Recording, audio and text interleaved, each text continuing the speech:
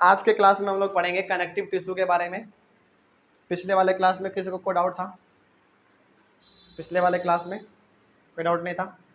देखो, हम लोग जिस प्रकार से पहले प्लांट टिश्यू को अलग अलग प्रकार से बांटे हुए थे ना, उसी प्रकार से हम लोग एनिमल टिश्यू को भी अलग अलग बांटे हुए हैं, याद करो, है ना। क्योंकि पहले ही दिन जब हम लोग एनिमल टिश्यू जब हम लोग स्टार्ट कर रहे थे, तो उसी दिन हम लोग यहाँ पे एक फ्लो डायग्राम बनाए थे, है ना। 4 टाइप इसमें भी था। उसमें हम लोग कहे हुए थे कि इन चारों टाइप में फिर अलग अलग भी टाइप हमारा है अंदर में, है ना, ये भी कहे थे। तो हम लोगों ने पूरी तरीके से अपना एपिथेलियल टिश्यू खत्म कर चुका है। उसके बाद आज हमारा इसमें है टाइप कनेक्टिव टिश्यू, और ये आप इसका हेडिंग लिख सकते हैं। ऊपर में उतना स्पेस नहीं था, तो यहाँ पे आप लिख सकते हैं कनेक्टिव टिश्यू का आज हम लोग बात करेंगे। कनेक्टिव टिश्यू, तो आज हम लोग जो भी बात करेंगे वो हमारा टॉपिक होगा कनेक्टिव टिश्यू के बारे में, ठीक ना। चलिए शुरुआत करते हैं, ध्यान इधर। पिछले वाले क्लास में जो कोई डाउट नहीं है तो हम लोग आज के क्लास को कंटिन्यू करें। चलो ठीक है। कनेक्टिव टिश्यू के बारे में पहले कुछ हम लोग बातें जान लेते हैं, ठीक ना। कनेक्टिव टिश्यू का भी अलग अलग टाइप है, यहाँ पे लिखा हुआ है 4 टाइप इसका भी है। इसके बारे में पहले पढ़ने से पहले थोड़ा सा हम लोग कनेक्टिव टिश्यू के बारे में आखिर जान लेते हैं कि क्या इसमें लिखा हुआ है ना, कनेक्टिव टिश्यू का क्या खासियत है। देखो यहाँ पे ना हम बहुत ही छोटे छोटे वर्ड में लिखे हुए हैं, ठीक ना। आप चाहें तो इसको अपने वर्ड में लिख सकते हैं। जैसे यहाँ पे पहला क्या है, connective tissue are not tightly packed. पहला हमारा पॉइंट होगा क्या, कनेक्टिव टिश्यू जो है ना टाइटली पैक नहीं होते हैं। अच्छा, अब जरा यहीं से हमको दूसरा पॉइंट इसका बता दो क्या होने वाला होगा। जब टाइटली पैक नहीं है, यानी कि उसके बीच में क्या है, इंटरसेलुलर स्पेस होगा, होगा कि नहीं, बोलो जल्दी, होगा। तो उसके बीच में इंटरसेलुलर स्पेस भी होगा। बैठो जल्दी बैठो, आराम से आराम से।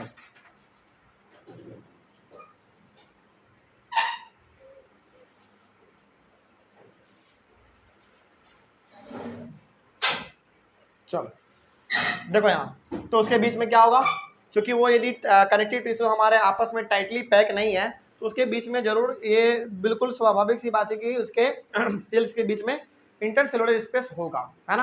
तो आगे वही हमारा पॉइंट होगा, सम इंटरसेलुलर स्पेस आर देयर। इसमें इंटरसेलुलर स्पेस आपको देखने को मिल सकता है। तो ये जो पॉइंट लिखा हुआ ना यहाँ पे, कुछ आप इसको अपने लैंग्वेज में ही बढ़ा के लिख सकते हैं। यहाँ पे केवल शॉर्ट में लिखा हुआ है। आगे प्रोवाइड्स सपोर्ट, कनेक्टिव टिश्यू का, कनेक्टिव टिश्यू, हाँ कनेक्टिव टिश्यू का मतलब, देखो कनेक्टिव टिश्यू का मतलब मेन फंक्शन यहाँ पे है ना कनेक्ट करना, अलग चीज़ों को अलग अलग चीज़ों को आपस में कनेक्ट करना। लेकिन इसका एक और काम है, ये सपोर्ट भी प्रोवाइड करता है, ठीक है। आगे बढ़ते हैं फिर, आगे हमारा है कनेक्ट डिफरेंट ऑर्गेन्स। ये अलग अलग ऑर्गेन्स को कनेक्ट करने का भी काम करता है, क्योंकि नाम ही है कनेक्टिव टिश्यू, है ना, तो कनेक्ट करने का काम करेगा ये। आगे बढ़ते हैं फिर, embedded in intercellular matrix like jelly like substance, fluid, dense और रिजिड। यहाँ पे जो समझने वाली बात है आपके लिए वो ये है, एक टर्म इंटरसेल्युलर मैट्रिक्स। इंटरसेल्युलर का मतलब आप जानते हैं, जो कि बहुत ही अंदर में पाया जाए, और मैट्रिक्स का मतलब क्या, यहाँ पे जरा देखो, यहाँ पे ध्यान से देखो, यहाँ पे क्या लिखा हुआ है, एम्बेडेड इन। क्या एम्बेडेड का मतलब होता है उसके अंदर धसा हुआ रहना, उसके अंदर मौजूद होना, है ना, प्रेजेंट रहना उसके अंदर।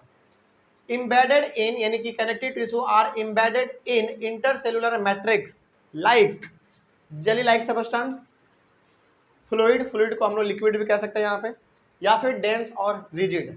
इसका मतलब ये हो गया ना, इसका मतलब ये हुआ कि हमारे बॉडी में कहीं ना कहीं जेली लाइक सब्सटेंस भी है। जेली लाइक सब्सटेंस का मतलब क्या हो गया, जेली आप देखें बड़ा स्पंजी सा होता है, उस प्रकार का हमारे बॉडी में है, बिल्कुल है। जैसे यदि आप कभी हार्ट को यदि देखेंगे तो हार्ट हमारा क्या है, हार्ट के अंदर बिल्कुल जेली लाइक सब्सटेंस हमारा है ना, तो वो हमारा जेली लाइक सब्सटेंस हो गया। तो वो जेली लाइक सब्सटेंस में हमारा प्रेजेंट हो सकता है क्या, कनेक्टिव टिश्यू, ठीक ना। और यहाँ पे तो हम लोग जेली लाइक पे चले गए, लेकिन मैट्रिक्स का मतलब क्या हुआ, आप यहाँ पे समझ सकते हैं, एम्बेडेड इन इंटरसेल्युलर स्पेस भी आप कह सकते हैं। यहाँ पे बात समझ रहे हो। तो जो हमारा, जैसे मान लो यदि हार्ट हमारा है, हार्ट के अंदर हमारा जेली लाइक सब्सटेंस पाया जाता है, कुछ जेली टाइप का, थोड़ा सा स्पंजी टाइप का, मुलायम टाइप का, तो वो हो गया हमारा क्या, स्पेस आप कह लीजिए उसको। उसी स्पेस में हमारा क्या है, जेली लाइक सब्सटेंस, और उसी स्पेस में आपको क्या देखने को मिलेगा, कनेक्टिव टिश्यू भी देखने को मिल जाएगा, ठीक है। तो जेली लाइक सब्सटेंस का मतलब समझ में आ गया। मैट्रिक्स का भी मतलब समझ में आ गया। मैट्रिक्स का मतलब मेनली होता है ना किसी भी ऑब्जेक्ट में उसके अंदर खाली जगह आप कह सकते हैं फिलहाल, ठीक है। तो उस खाली जगह में हमारा जो है ना कनेक्टिव टिश्यू पाया जाएगा। अब उसका यदि पाया जा रहा है, उसमें प्रेजेंट है, तो क्या उसका फंक्शन होगा उसके बारे में हम लोग अभी जानेंगे। उसके बाद फिर कनेक्टिव टिश्यू आपको कहाँ पे इम्बेडेड मिलेगा, यानी कि कहाँ पे आपको धसा हुआ मिलेगा, यानी कि कहाँ पे आपको प्रेजेंट मिलेगा, फ्लूइड यानी कि लिक्विड में। लिक्विड का सबसे अच्छा एग्जाम्पल हमारा ब्लड। ब्लड हमारा क्या है, कनेक्टिव टिश्यू है, अभी जानेंगे हम लोग। तो ब्लड हमारा हो गया, ठीक ना, उसमें भी आपको मिलेगा कनेक्टिव टिश्यू। आगे डेंस और रिजिड, डेंस और रिजिड आप डेंस कर दीजिए या फिर रिजिड कर लीजिए। इसका मतलब हो गया हमारा बोन, हड्डी। हड्डी भी हमारा क्या है, कनेक्टिव टिश्यू है। यहाँ पे टाइप हम लोग लिखे होंगे शायद, हाँ है ना। तो अब एक बात और, क्या यदि हमारा बोन है तो क्या बोन के अंदर इंटरसेलुलर स्पेस बोलो या फिर इंटरसेलुलर मैट्रिक्स बोलो प्रेजेंट होगा? बिल्कुल होगा। देखो यदि हमारा हड्डी है ना, यानी कि हमारा जो यदि बोन है तो वो पूरी तरीके से बोन नहीं है, अंदर में स्पेस है, और उस स्पेस में प्रेजेंट है क्या हमारा कनेक्टिव टिश्यू। समझ रहे बात को? तो ये हो गया हमारा मोटा मोटी कनेक्टिव टिश्यू का के बारे में। आखिर हम लोगों को क्या यदि पूछे तो क्या बता सकते हैं हम लोग कनेक्टिव टिश्यू के बारे में, ठीक ना। तो 3-4 पॉइंट यहाँ पे लिखा हुआ है जिसके बारे में बता सकते हैं। कनेक्टिव टिश्यू का मतलब भी होता है ना दो अलग अलग ऑर्गन या फिर दो से ज्यादा अलग अलग ऑर्गन को आपस में कनेक्ट कर देना। लेकिन कनेक्टिव टिश्यू हमारे किसी भी ऑर्गन के अंदर में पाया जाएगा। जैसे फॉर एग्जांपल मान लेते हैं हम लोग, जैसे हमारा नर्व सेल है, जैसे कि मान लीजिए हमारे हाथ में ये नस है, हमारा क्या हो गया, नर्व सेल हुआ ना, यानी कि ये चूंकि हमारा एक बिल्कुल ही छोटे छोटे सेल से मिलकर बना है तो वो टिश्यू बना। टिश्यू से फिर हमारा वो नर्व, हमारा क्या एक ऑर्गन है ना, ऑर्गन है ना, तो उस ऑर्गन के अंदर हमारा होगा ना कनेक्टिव टिश्यू यानी कि ब्लड। उस ऑर्गन के अंदर हमारा है कनेक्टिव टिश्यू यानी कि ब्लड। तो हमेशा कनेक्टिव टिश्यू आपको कहाँ पे देखने को मिलेगा, किसी भी ऑर्गन के अंदर में आपको देखने को मिलेगा, ठीक ना। आगे बढ़ते हैं फिर। तो ये कुछ पॉइंट था, इसको आप याद रखेंगे। पहला हो गया हमारा क्या, connective tissue are not tightly packed, so there is some intercellular space. Intercellular space आपको इसमें मिल सकता है।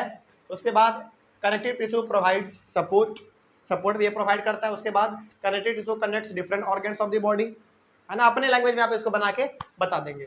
उसके बाद connective tissue are embedded in intercellular matrix like jelly like substance, fluid यानी कि लिक्विड, डेंस और रिजिड। इन सभी चीज में इसका आप एक एक एग्जांपल भी दे सकते हैं। जेली लाइक पूछे तो आपका हार्ट ले लीजिए एग्जांपल, हार्ट के अंदर हमारा जेली लाइक सबस्टेंस पाया जाता है। क्लास 10th में आप आइए, या फिर आप शायद पढ़े होंगे, left atrium, right atrium, left right ventricle, right atrium, इस प्रकार के पढ़े होंगे। वो हमारा क्या है, मेनली जेली लाइक सबस्टेंस ही तो है ना, तो उसमें हमारा कनेक्टिव टिश्यू मिल जाएगा। उसके बाद फिर फ्लूइड का एग्जांपल, सबसे अच्छा एग्जांपल हमारा ब्लड है। Blood is a type of connective tissue, ठीक ना, तो उसके अंदर भी आपको मिलेगा। उसके साथ ही साथ हमारा डेंस और रिजिड यानी कि बोन, हड्डी हमारा, वो भी हमारा कनेक्टिव टिश्यू है, उसमें भी आपको कनेक्टिव टिश्यू मिल सकता है, ठीक है। तो ये हो गया कनेक्टिव टिश्यू के बारे में कुछ, तो इसको आप अपने पॉइंट में बना के लिख भी सकते हैं। अब हम लोगों का मेन पार्ट यहाँ से शुरू होता है। कनेक्टिव टिश्यू भी हमारा 4 प्रकार का है, 4 प्रकार का कनेक्टिव टिश्यू है। जो यहाँ पे रेड में घेरा हुआ है वो हमारा हो गया, पहला है areolar tissue, second adipose tissue, third skeletal tissue and last fluid tissue, ठीक ना। इसके बारे में हम लोग थोड़ा सा डीप स्टडी कर लेते हैं कि आखिर इसके बारे में क्या खासियत है ना। चलिए देखते हैं जरा ध्यान से इसको। तो ये 4 टाइप है हमारा। देखो सबसे पहला हमारा इसमें है एरियोलर टिश्यू। इसका क्या फंक्शन है समझते जरा इसको ध्यान से। It फिल्स the space inside the organs, organs के अंदर स्पेस भरने का काम यदि कोई करता है, चूंकि हम पहले ही बोले हैं कि यदि हमारा ऑर्गन है तो उसमें इंटरसेलुलर स्पेस होगा। कोई भी ऑर्गन पूरी तरीके से फिल नहीं होता है। किसी भी एग्जांपल, किसी का भी आप एग्जांपल ले लीजिए, आई के अंदर भी स्पेस है, बोन के अंदर भी स्पेस है, नर्व ब्लड के अंदर भी स्पेस है, लेकिन इतना छोटा आई होता है कि आप उसको ऐसे नंगे आंखों से नहीं देख पाएंगे। उसके लिए आपको थोड़ा सा तो माइक्रोस्कोप का यूज करना पड़ेगा, है ना। तो ऑर्गन के अंदर जो खाली स्पेस को भरने का काम करता है वो हमारा काम है एरियोलर टिश्यू का। पहला वो हो गया उसका काम। आगे बढ़ते हैं फिर। It supports internal organ and helps in repair of tissue. दूसरा काम इसका क्या है, इसका काम है ऑर्गन्स को, यानी कि इंटरनल ऑर्गन हमारे बॉडी के जो अंदर में ऑर्गन है उसको सपोर्ट प्रोवाइड करता है, ठीक ना, सपोर्ट। अच्छा एक बात और, चूंकि यदि हम लोग ये जान गए कि ऑर्गन में हमारा इंटरसेलुलर स्पेस होता है, उसको भरने का काम ये करता है, तो ये उसको सपोर्ट कैसे प्रोवाइड कर रहा है, यदि ये खाली जगह को भर रहा है मतलब कि सपोर्ट प्रोवाइड कर रहा है, खाली जगह को यदि भर देगा तो कंटिन्यूअस पाथ हमारा बन जाएगा ना, सपोर्ट उसको मिल जाएगा, है ना। चलो आगे, and helps in repair of tissue, tissue में यदि कोई डैमेज आ गया, इंजरी हो गया तो उसको रिपेयर करने का भी काम एरियोलर टिश्यू करता है।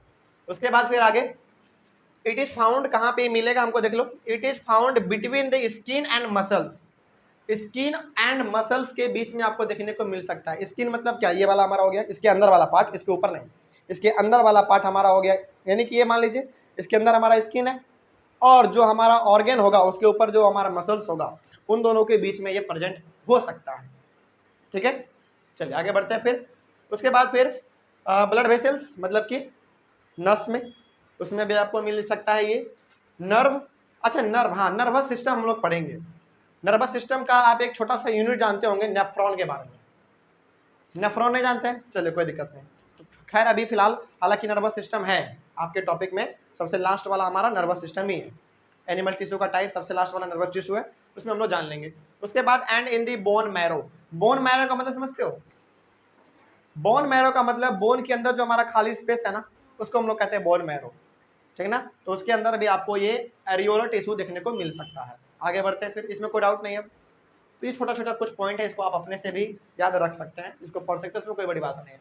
उसके बाद फिर आगे हमारा है एडिपोज टिश्यू के बारे में। अच्छा एक बात और, चाहे आप कोई भी टाइप पढ़ लीजिए, सबसे पहला फंक्शन जो होगा कनेक्टिव टिश्यू का वो होगा उसको सपोर्ट प्रोवाइड करना, यानी कि उसको कनेक्ट करना आपस में, है ना। ये सबसे पहला पॉइंट होगा। यदि आपको इन चारों का कोई पॉइंट याद नहीं भी रहे ना तो सब में यदि आप पहला पॉइंट लिख देते हैं, it connects different organs of the body, काम चल जाएगा पहला ही पॉइंट में, कहीं गलत नहीं हो सकता, क्योंकि कनेक्टिव टिश्यू का मतलब ही है आपस में ऑर्गन्स को कनेक्ट करना। अब कनेक्ट अलग अलग तरीके से कर सकता है वो, क्या वही तरीका तो हम लोग यहाँ पे पढ़ रहे हैं, ठीक ना। तो पहला हमारा हो गया एरियोलर टिश्यू। आगे बढ़ते हैं फिर, एडिपोज टिश्यू के बारे में जानते हैं। It is filled with fat globules, fat globules का मतलब क्या, फैट तो आप जानते हैं, किसी भी फूड मटेरियल में तीन चीज तो मिलेगा ही मिलेगा आपको, कार्बोहाइड्रेट, प्रोटीन और फैट मिलेगा ना। तो ये जो हमारा एडिपोज टिश्यू है ये पूरी तरीके से फैट ग्लोब्यूल्स से भरा हुआ था। अब सवाल है कि ग्लोब्यूल्स क्या है। ग्लोब्यूल्स का मतलब होता है बहुत ही छोटा छोटा टुकड़ा, बहुत ही छोटा छोटा टुकड़ा। तो फैट का जो बहुत छोटा छोटा टुकड़ा होगा ना उससे हमारा एडिपोज टिश्यू पूरी तरीके से भरा हुआ होगा, ठीक है। आगे बढ़ते हैं फिर, it is a poor conductor of heat, adipose tissue बहुत ही पुअर कंडक्टर है किसका, हीट का। सवाल है कि बॉडी में कंडक्टर का क्या काम है कंडक्टर का काम है, क्योंकि याद कीजिए जब हमारा बॉडी हीट होता है तो हमारे पूरे बॉडी में हीट का ट्रांसफर होता है ना। यदि आपको बुखार होता है तो क्या आपका पूरा शरीर जलता है ना, क्या कोई एक पार्ट केवल जलता है क्या, ऐसा तो नहीं होता है। इसका मतलब ये हो गया कि हमारे बॉडी में कहीं ना कहीं पूरे बॉडी में एडिपोज टिश्यू प्रेजेंट है, कह सकते हैं हम लोग, बिल्कुल कह सकते हैं। तो एडिपोज टिश्यू क्या करता है हमारा, ये हीट का बहुत ही पुअर कंडक्टर है, बहुत ही पुअर कंडक्टर है। मतलब ये हो गया कि अभी जो हम एग्जांपल दिए कि हीट हमारा ट्रांसफर होता है, वो हीट ट्रांसफर का काम ये नहीं करता है, कोई और टिश्यू होगा वो करता होगा, लेकिन ये क्या करता है, पुअर कंडक्टर है तो ये हीट का ट्रांसफर नहीं कर पाएगा। लेकिन हाँ प्रेजेंट ये भी होते हैं हमारे बॉडी में, ये भी होते हैं, याद रखना इस चीज को, ठीक है ना। तो एडिपोज हमारे बॉडी में पुअर कंडक्टर का काम करता है, किसका, हीट का। अब चूंकि पुअर कंडक्टर हो गया तो आपको मालूम चल गया होगा कि हीट को ट्रांसफर नहीं करने देगा, है ना। तो आगे देखते हैं क्या लिखा हुआ है। So it acts as an insulator, insulator का मतलब क्या, जिससे कि हीट ट्रांसफर ना हो पाए, insulator and prevents loss of heat from the body. तो यदि ये आपके बॉडी में प्रेजेंट है तो ये क्या करेगा, आपके बॉडी से जो हीट रिलीज होगा ना उसको रोक देगा, बाहर आने ही नहीं देगा, ठीक है। तो इसके बारे में आप कह सकते हैं कि it is a poor conductor of heat. Electricity का मत कर दीजिएगा क्योंकि हमारे बॉडी में बिजली नहीं है लेकिन हीट है, ठीक है ना। आगे बढ़ते हैं फिर, समझ में आ गया ये चीज। आगे हाँ, it is found below the skin and between internal organs, skin में भी आपको ये मिल सकता है, यानी कि हमारा जो ये चमड़ा है उसमें भी आपको मिल सकता है, plus internal between internal organs, यानी कि अंदर में जो हमारा ऑर्गन्स है ना, फॉर एग्जांपल आप हार्ट ले लीजिए, है ना, नस ले लीजिए, इसके बीच में आपको ये मिल सकता है, ठीक है। चलिए इसमें इन दोनों में कोई डाउट, हम आगे बढ़ते हैं फिर। उसके बाद फिर हमारा तीसरा वाला है स्केलेटल टिश्यू। स्केलेटल से ही नाम आपको चल रहा होगा, आप बचपन क्लास में पढ़े होंगे स्केलेटल सिस्टम, केवल हड्डी उड्डी के बारे में पढ़े होंगे आप स्केलेटल सिस्टम में, वही चीज इसमें भी है, ठीक ना। तो skeletal tissue is made up of bone, ligaments, tendons and cartilage. Skeletal tissue हमारा 4 चीजों से मिलकर बना होता है, यानी कि जो आपके बॉडी में जो हड्डी नजर आता है ना, आप हड्डी भी कह लीजिए, कोई दिक्कत वाली बात नहीं होगा, हालांकि उसको तो हम लोग बोन कहते हैं, लेकिन उससे भी पहले जो हमारा स्केलेटल टिश्यू है वो 4 चीजों से मिलकर बना होता है। बात समझ रहे हो? स्केलेटल टिश्यू 4 चीजों से मिलकर बना होगा। पहला होगा हमारा bone, ligaments, tendons and cartilage. इन चारों के बारे में पढ़ लेते हैं थोड़ा सा, क्या क्या फंक्शन है ना। ये चारों मिलेगा तभी हमारा स्केलेटल टिश्यू बनेगा। क्या है? सबसे पहला बोन के बारे में, it forms the framework and supports the body. आपके बॉडी का स्ट्रक्चर कैसा होगा ये डिफाइन कौन करेगा? बोन करेगा। मान लीजिए यदि हमारे पास ये 5 उंगली है, यदि इस वाले उंगली में हमारा होगा ही नहीं बोन, तो क्या हमारा हाथ तो केवल ऐसे हो जाएगा। तो आपके बॉडी का फ्रेमवर्क कैसा होगा, यानी कि आपके बॉडी का ढांचा कैसा होगा, स्ट्रक्चर कैसा होगा, शेप एंड साइज कैसा होगा, ये डिफाइन करता है हमारा बोन। समझ गए बात को? यदि जैसे किसी कोई कोई इंसान ना जन्म से यदि पैदा ही होता है ना, तो कोई डिमेरिट हो जाता है। फॉर एग्जाम्पल किसी का यहाँ पे मान लीजिए एक अलग से उंगली निकल जाता है ना, या फिर मान लीजिए किसी का 2 उंगली ही नहीं है इस प्रकार का, या फिर पैर में एक 6ठा उंगली निकल जाता है, इस प्रकार का आप देखे होंगे बहुत सारे को। और बहुत सारे को ऐसे भी देखे होंगे बाय बर्थ, किसी का या तो हाथ ही नहीं है, यदि है ये तो इतना ही है, इस प्रकार का आप देखे होंगे। तो बोन हमारा फ्रेमवर्क डिजाइन करता है हमारे बॉडी का कि आपके स्ट्रक्चर कैसे होंगे, है ना। तो ये हो गया हमारा। उसके बाद फिर it is a strong and non flexible tissue. सही बात है, बड़ा ठोस होता है भाई, है ना। बहुत ज़्यादा प्रेशर क्रिएट कर देंगे तब जाके वो टूट सकता है, लेकिन बहुत ज़्यादा स्ट्रॉन्ग होता है, प्लस ये नॉन फ्लेक्सिबल है, नॉन फ्लेक्सिबल है। अब जैसे देखो, अब ये हमारा हाथ है, अब हम ऐसे कर लेना, मतलब इसका मतलब क्या हो गया कि ये तो फ्लेक्सिबल है नहीं। ये क्यों हो पा रहा है, इसके लिए भी रीजन है यहाँ पे, उसके हम लोग पढ़ेंगे। लेकिन यदि हम लोग यहाँ से केवल यहाँ तक का बात करें तो ये हमारा एक बोन हुआ, एक हड्डी हुआ। जैसे देखो यहाँ पे हम कर पा रहे हैं इस प्रकार से फ्लेक्सिबल हो पा रहा है हमारा, ये क्यों हो रहा है, ये आगे वाला पार्ट का हमारा है हिस्सा। लेकिन यहाँ से यहाँ तक यदि हम लोग बात करें तो ये आप फ्लेक्सिबल नहीं हो सकता, ये फ्लेक्सिबल ही नहीं है, आप इसको मोड़ ही नहीं सकते हैं। तो स्ट्रॉन्ग के साथ साथ ये नॉन फ्लेक्सिबल, यानी कि फ्लेक्सिबल नहीं है, आप उसको लचीला नहीं बना सकते, है ना। आगे बढ़ते फिर, it is made up of calcium and phosphorus compounds. Calcium और फास्फोरस हमारा दोनों एलिमेंट है, ठीक ना, और दोनों हमारे बॉडी के लिए बहुत फायदेमंद है। बताते हैं क्यों। कंपाउंड का मतलब समझते हो? कंपाउंड का मतलब ये हो गया ना, जब 2 एलिमेंट आपस में मिलकर रिएक्ट करे, जब 2 एलिमेंट आपस में रिएक्शन करे तो उससे जो रिजल्टेंट हमारा प्रोडक्ट बनेगा वही हमारा कंपाउंड कहलाता है। जैसे फॉर एग्जांपल आपको मालूम है वाटर का फॉर्मूला H2O होता है ना। तो इसमें हमारा 2 एलिमेंट मिला हुआ है, एक ऑक्सीजन और एक हाइड्रोजन मिला हुआ है, तो ये हमारा कंपाउंड हो गया, वाटर का कंपाउंड हो गया हमारा। समझ गए बात को? तो वही यहाँ पे दो एलिमेंट हमारा मिला हुआ है, कैल्शियम और फास्फोरस मिला हुआ है, तो जाके हमारा बना क्या, एक कंपाउंड बना, जिसका नाम हम लोग क्या दे दिए, बोन दे दिए, है ना। अब एक और चीज, कैल्शियम और फास्फोरस हमारे बॉडी के लिए इसलिए फायदेमंद है ना, क्योंकि यदि आपके बॉडी में कभी भी कमजोरी आपको लगता है, वीकनेस यदि आपके बॉडी में कभी आता है, तो आप जब उस डॉक्टर के पास जाते हैं दिखाने के लिए, तो आपको जरूर वो कैल्शियम की गोली या फिर कैल्शियम का कुछ ऐसा जरूर देता है जिससे कि आपके बॉडी में थोड़ा सा ताकतपन आ जाए। या फिर यदि आपका जो बोन है वो बहुत ही कमजोर है, या फिर उसमें आपको अधिकतर समय पे दर्द इस प्रकार का होता रहता है, तो उसमें भी आपको डॉक्टर रिकमेंड करते हैं ऐसे मेडिसिन जिसमें कि कैल्शियम का मात्रा हो। एक और चीज आप घर में जरूर सुने होंगे, हालांकि नहीं भी सुने होंगे, बहुत सारे बच्चे यहाँ पे, मछली का जो हमारा कांटा होता है ना, उसको हम लोगों को खाना चाहिए, क्योंकि उसमें कैल्शियम है, फास्फोरस है। हमारे लिए हमारा हड्डी है ना, हमारा हड्डी ये बोन है, उसकी हड्डी क्या है, उसके लिए उसका हड्डी हमारे लिए जो हम लोग कांटा बोलते हैं उसके लिए वो हड्डी है उसका। समझ रहे हो? तो उसमें बहुत ज्यादा कैल्शियम और फास्फोरस होता है, हम लोगों को वो खाना चाहिए, लेकिन हम लोग खाते नहीं है, वो अलग बात है, लेकिन बहुत ही ज्यादा उसमें कैल्शियम होता है। क्या खैर कोई दिक्कत नहीं है, तो वो हम लोगों को खाना चाहिए क्योंकि उसमें बहुत हद तक हमारा उसमें कैल्शियम होता है, ठीक है ना।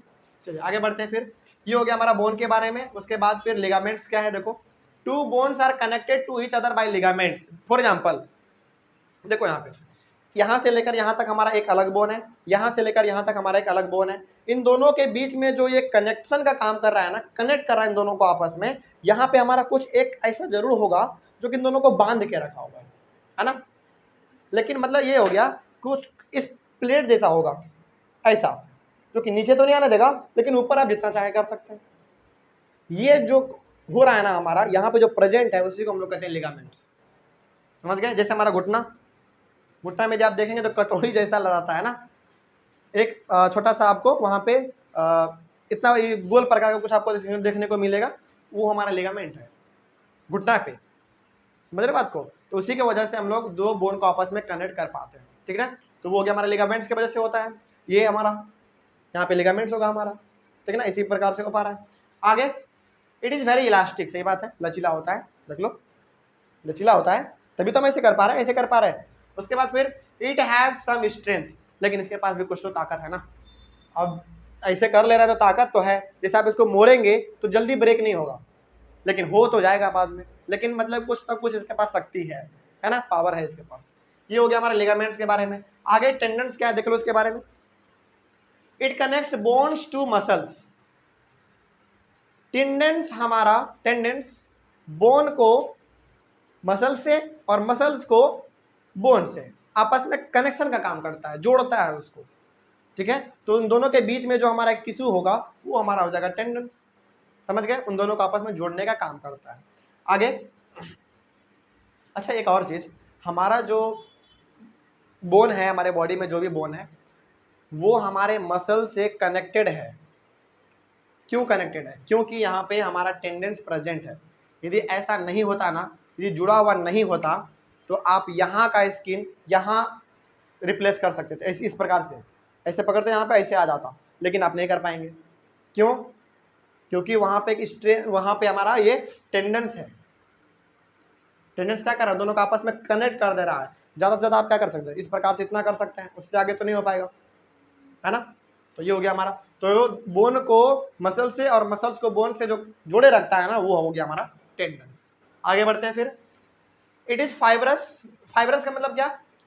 बहुत ही झिल्ली प्रकार का, मतलब कि जो धागा हमारा होता है ना बहुत पतला पतला, उस प्रकार का हमारा ये होता है।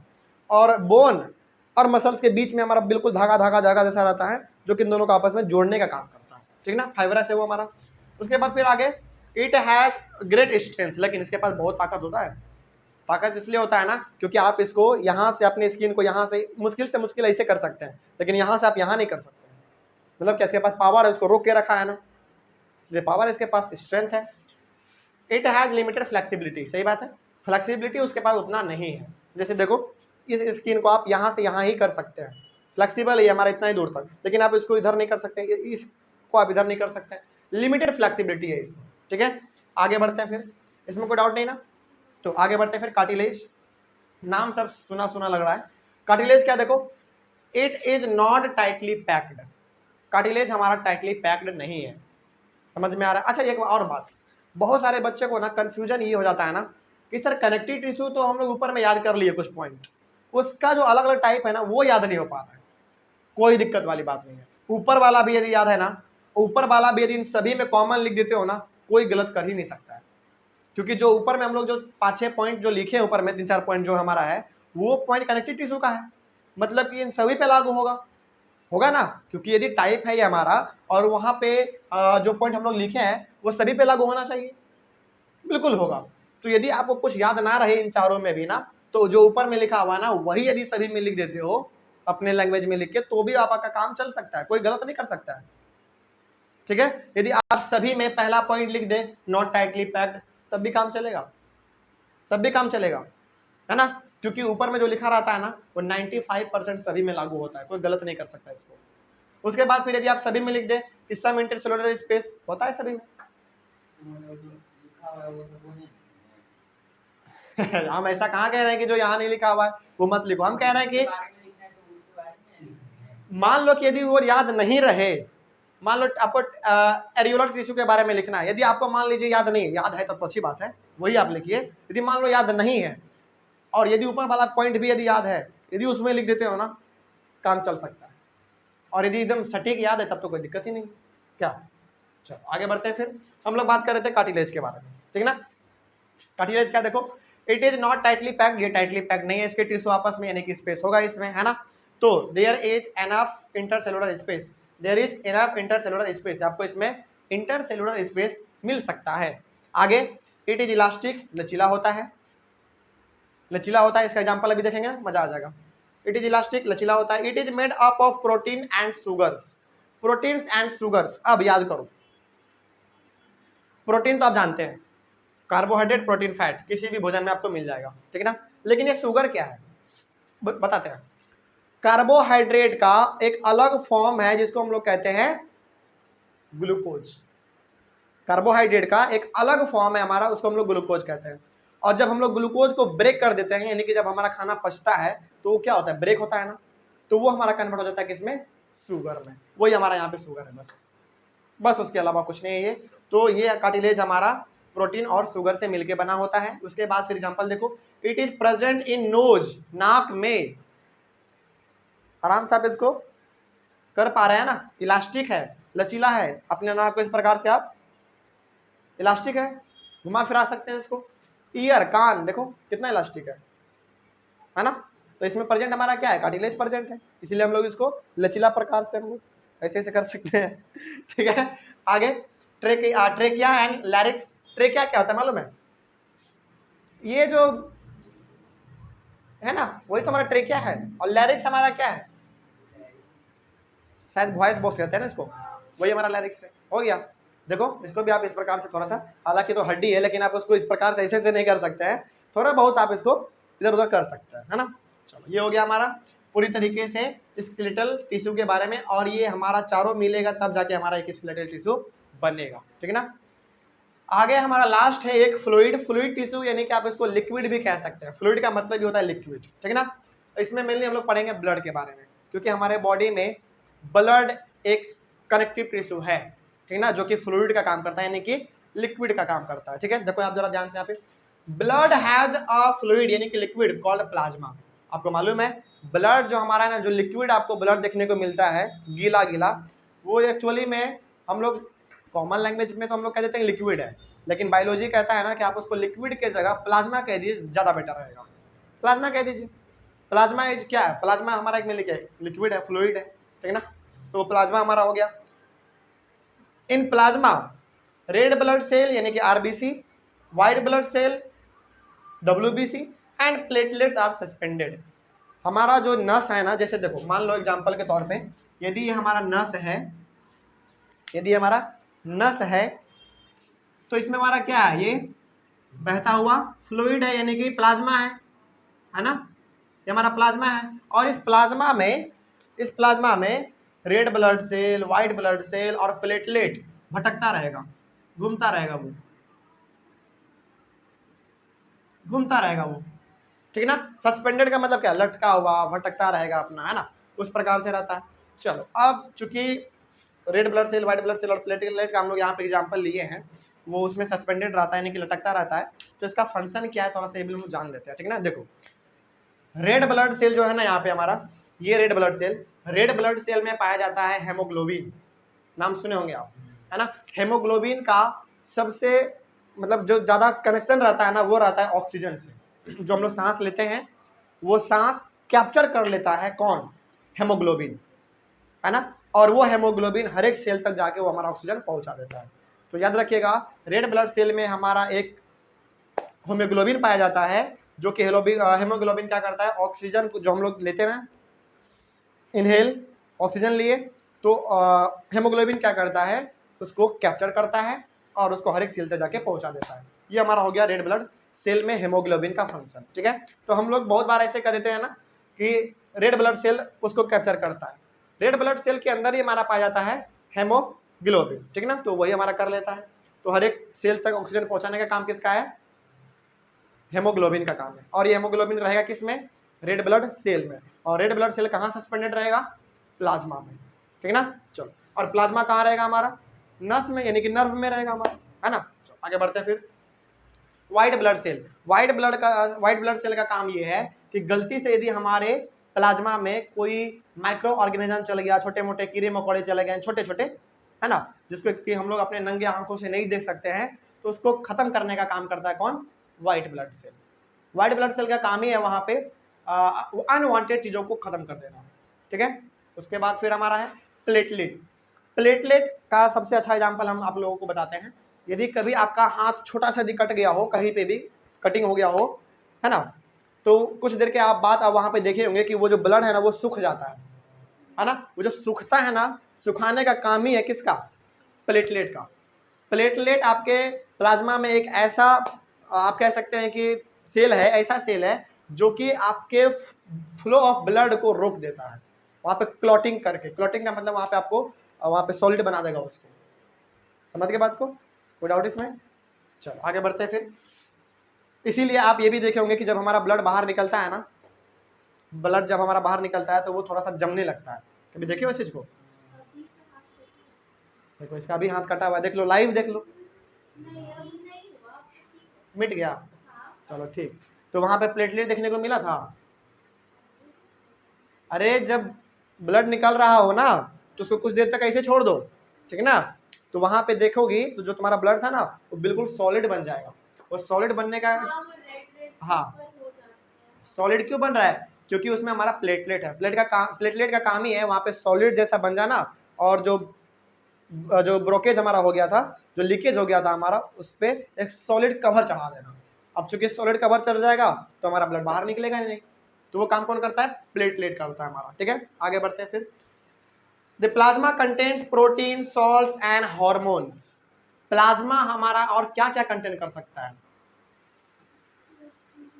प्रोटीन करता है, सॉल्ट करता है। अच्छा, ये प्रोटीन क्यों करता होगा? क्योंकि देखो हम लोग जाने हुए हैं, यदि आप नहीं भी जानते हैं, चलिए हम लोग एक बार फिर से बात कर लेते हैं। हमारे बॉडी में एक ऑर्गन है जिसको हम लोग कहते हैं स्मॉल इंटेस्टाइन। और आपको मालूम होना चाहिए कि small intestine is the complete site of digestion, यानी कि वहां पे हमारा भोजन का पाचन जो है ना पूरी तरीके से हो जाता है, यानी कि वहां पे हमारा भोजन पूरी तरीके से पच जाता है। पचने के बाद आपको मालूम है कि वहां पे ना विली होता है हमारा, VILLI, फिंगर लाइक प्रोजेक्शन। और वो विली पूरी तरीके से ब्लड से भरा होता है। वो विली क्या करता है? जो हमारा डाइजेस्टेड फूड है ना उसको एब्जॉर्ब करता है और उसको हर एक सेल तक जाके पहुंचा देता है, ठीक है ना। अब चूंकि हर एक सेल तक पहुंचा रहा है विली, और विली हमारा ब्लड से भरा हुआ है, तो उस प्लाज्मा में, ब्लड बोलिए या फिर प्लाज्मा बोलिए, बात सेम रहेगा हमारा, तो उसमें हमारा क्या आ चुका होगा? प्रोटीन आ चुका होगा, सॉल्ट आ चुका होगा, कार्बोहाइड्रेट आ चुका होगा, फैट आ चुका होगा, है ना। बात समझ गए? तो वो हमारा प्रोटीन हो गया, सॉल्ट हो गया, हार्मोन्स हो गया, उसके साथ ही साथ आप कार्बोहाइड्रेट भी कह सकते हैं, फैट भी कह सकते हैं, कोई गलत नहीं होगा, ठीक है। कोई दिक्कत इसमें? चलो आगे बढ़ते हैं फिर। It helps in transportation of many substances like gases. Gases में कौन सा हमारा हो गया? ऑक्सीजन और कार्बन डाइऑक्साइड हो गया हमारा, है ना। तो ऑक्सीजन हेमोग्लोबिन इधर से लेके जाता है और उधर से लेके आता है। लेकिन हाँ, हेमोग्लोबिन लेके आने का काम नहीं करता है। हेमोग्लोबिन का केवल और केवल लेन देन किससे है? ऑक्सीजन से। वो ब्लड में मिक्स होके आता है कार्बन डाइऑक्साइड उधर से। जैसे मान लो यदि हम लोग ऑक्सीजन ले रहे हैं, उसको हर एक सेल तक पहुंचाने का काम कौन करेगा? हेमोग्लोबिन करेगा। लेकिन उधर से जो हमारा कार्बन डाइऑक्साइड आएगा, जो हम लोग बाहर छोड़ेंगे, वो हेमोग्लोबिन लेकर नहीं आता है, याद रखना। वो ब्लड में मिक्स होके आता है और हमारे हार्ट में आने के बाद, हार्ट नहीं, लंग्स में आने के बाद हमारा जो एल्वियोली है वहां पे हमारा ब्लड अलग हो जाता है और हमारा कार्बन डाइऑक्साइड अलग हो जाता है, ठीक है ना। तो इसीलिए तो हम लोग कहते हैं एल्वियोली को, वहीं पे हमारा गैस का एक्सचेंज होता है, एल्वियोली में ही गैस का एक्सचेंज होता है। तो प्लाज्मा हमारा क्या क्या कर सकता है? फ्लूइड रिलेटेड यानी कि प्लाज्मा ही हो गया। तो it helps in transportation of many substances like gases, gas का भी वो ट्रांसपोर्टेशन करता है, हार्मोन्स का भी करता है, डाइजेस्टेड फूड का भी करता है, इसके साथ ही साथ वेस्ट मटेरियल का भी करता है। वेस्ट मटेरियल कैसे? अब चूंकि हमारा सेल है वो प्रोटीन को ले रहा है, एनर्जी को वो ले रहा है, तो कुछ ना कुछ तो वेस्ट प्रोडक्ट भी तो जनरेट करेगा, क्योंकि हमारा सेल क्या है? लिविंग सेल है ना, वो भी सांस ले रहा है, वो भी अपना भोजन पचा रहा है, तो कुछ ना कुछ तो वेस्ट प्रोडक्ट भी वो जनरेट करेगा। तो उसको जो ट्रांसपोर्टेशन का काम करता है, हमारे सेल से बॉडी में लाना, यानी सेल से लेकर हमारे रेक्टम में लेकर आना, ये सारा काम कौन करता है? प्लाज्मा यानी कि ब्लड करता है हमारा। तो ब्लड का यहाँ पे फंक्शन बहुत ज्यादा है ना। ब्लड का फंक्शन यहाँ पे बहुत ज्यादा, देखो यहाँ पे ब्लड के अंदर हमारा रेड ब्लड सेल है, ऑक्सीजन को, हेमोग्लोबिन वो कंटेन किया रहता है, हेमोग्लोबिन ऑक्सीजन को कैप्चर कर लेता है। उसके साथ वाइट ब्लड सेल है हमारा, उसको वो बैक्टीरिया को, सबको मारने में काम आ जाता है हमारा। प्लेटलेट क्लोटिंग कर देता है, जिसके कारण हमारा जो ब्लड का फ्लो है वो रुक जाता है बाहर, ये हो गया।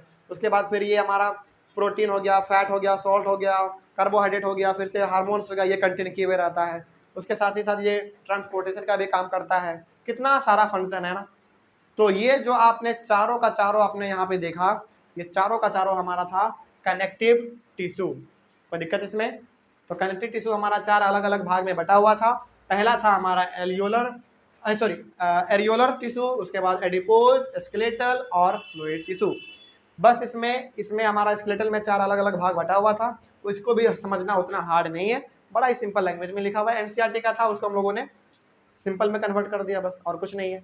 याद रहेगा ये चीज? चलो, ऑनलाइन वाले बच्चे इसका स्क्रीनशॉट ले सकते हैं, थोड़ा सा हम साइड हट जाते हैं। हो गया? चलिए, इसमें कोई डाउट आप लोगों को? Thank you, thank you. अच्छा, क्लास ओवर करें यहाँ पे। इसके बाद जो हमारा था कौन सा, मस्कुलर टिश्यू।